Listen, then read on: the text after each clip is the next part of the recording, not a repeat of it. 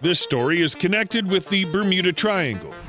We'll talk about the incredible rescue of the pilot and his passengers. This mysterious incident happened back in 1974 on February 4th.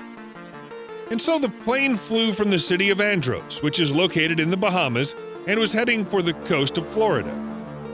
If you look at the map and plot the route from the point of departure to the southwest to the coast of Florida, we'll see that the path passes through the notorious Bermuda Triangle, an ominous place in the Sargasso Sea where planes, ships, and people go missing, and Bruce Hernan's plane could suffer the same sad fate. Friends, do not forget to comment on the video and subscribe to the channel. And so, nothing boded trouble.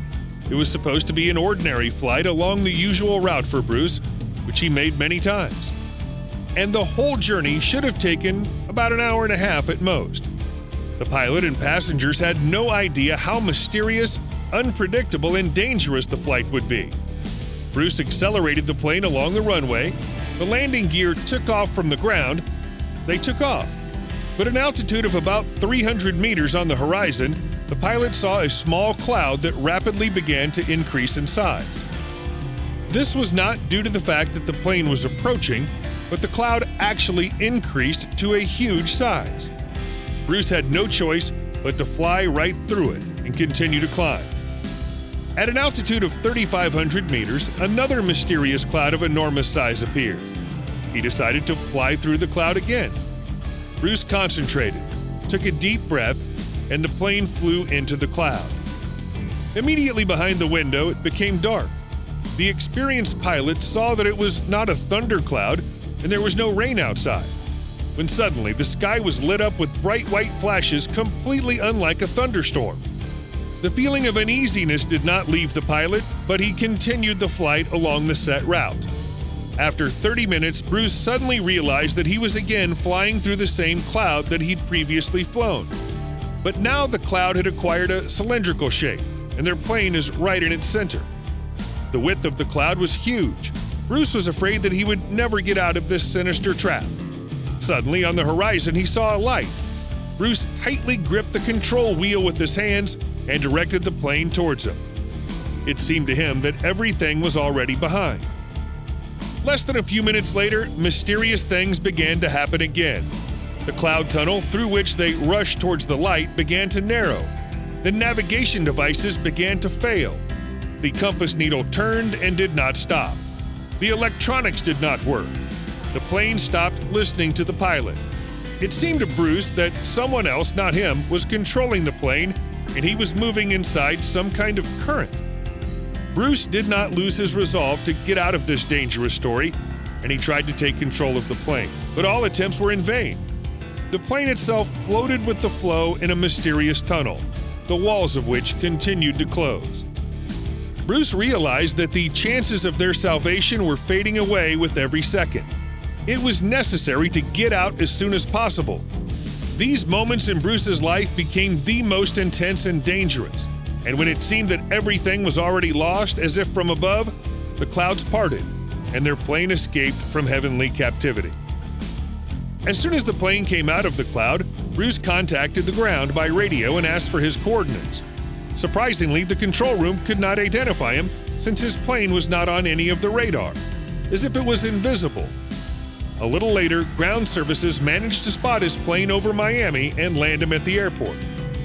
Bruce was delighted at his incredible rescue, but at the same time shocked that the flight time was only 47 minutes.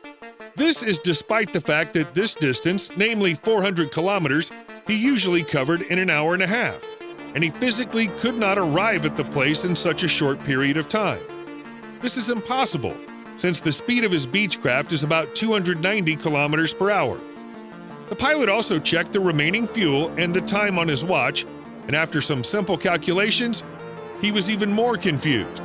Because the plane did not use up as much fuel as it should have, Bruce shouldn't have been wrong because he was a very experienced pilot. And besides, he knew this airspace very well because he'd flown this route countless times.